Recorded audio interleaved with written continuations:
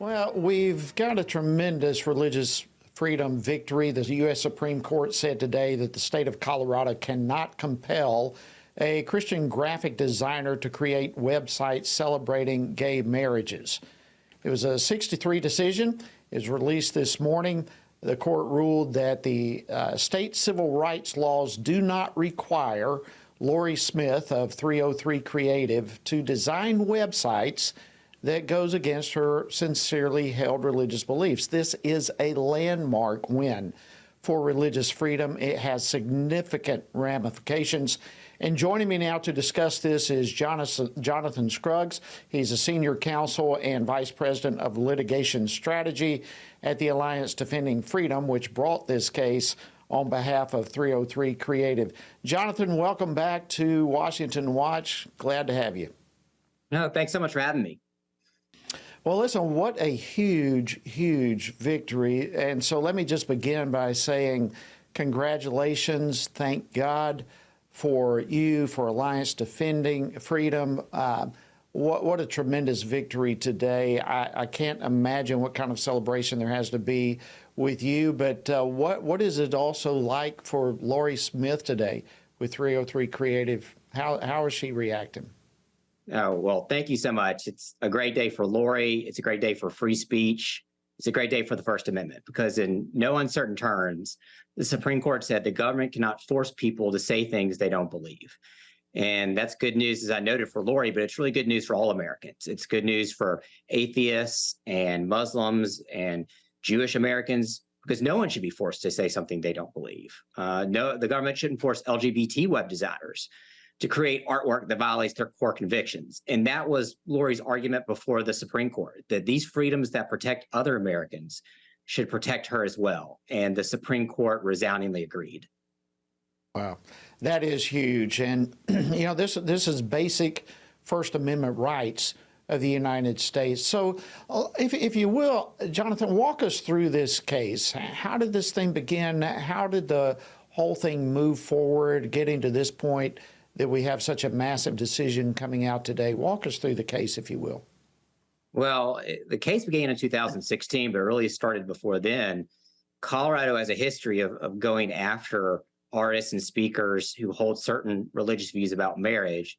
So Lori looked around and said, hey, I want to create websites, wedding websites celebrating marriage, but I can't. If I go into this wedding field, the government's going to come after me, much like they did to prior artists.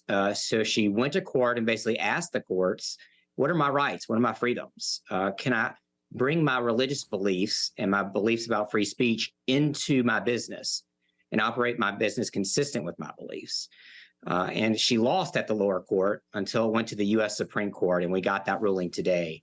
Again, in a landmark ruling that came out very strongly in favor of free speech and in favor of conscience, and that really protects countless of Americans.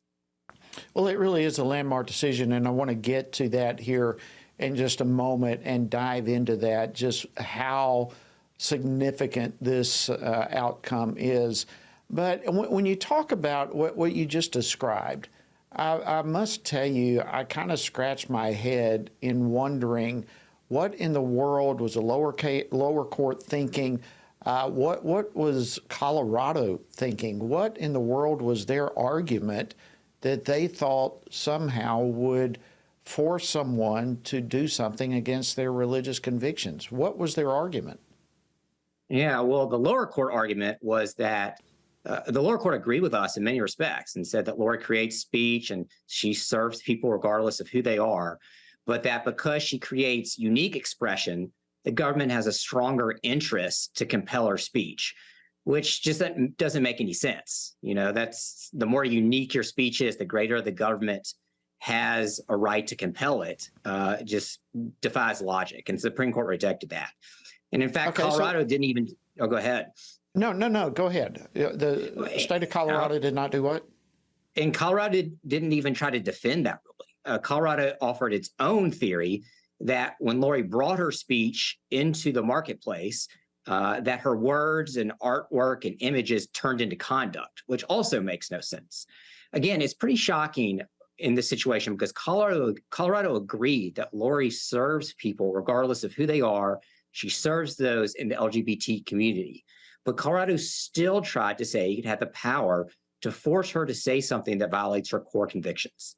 That is shocking and dangerous. It is shocking, Jonathan. Okay, so maybe that is the foundation really for my next question as we start wrapping this thing up here in the next couple of minutes. But so the Supreme Court says basically that everything that Colorado was doing was unconstitutional, correct? That pretty much, that's right. Okay, so what were the ramifications of this decision today? How strong was the Supreme Court in making their decision, and what will be the implications, the ramifications of this going forward? Well, it's a very strong and powerful opinion in favor of free speech, like I said. So it's going to protect countless artists, countless creatives, people who want to express ideas in the public square and in the marketplace. Now, one thing this opinion doesn't do, it doesn't justify discrimination. Again, free speech and anti-discrimination laws can coexist, and they have coexisted.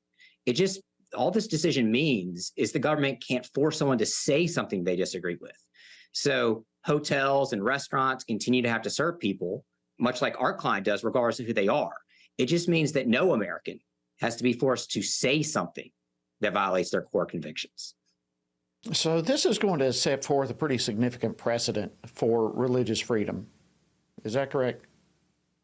In free speech, and many times religious Right. freedom and free speech overlaps. So yes, that means that people can go into the marketplace and the public square and say, these are my religious beliefs about marriage, that marriage should be between a man and a woman. But it also protects other people's views, and that's rightly so.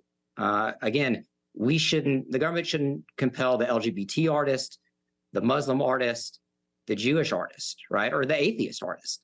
It's dangerous when the government has that power to do that. And the Supreme Court said no. And again, it's just shocking that the ACLU, the Biden administration, the state of Colorado were all saying the government had this power to compel speech. Well, Jonathan Scruggs, I want to thank you again and all your team there at ADF, Alliance Defending Freedom. Fantastic work, and we're just rejoicing with you all. Thank you for joining us on Washington Watch this evening. Thanks so much for having me.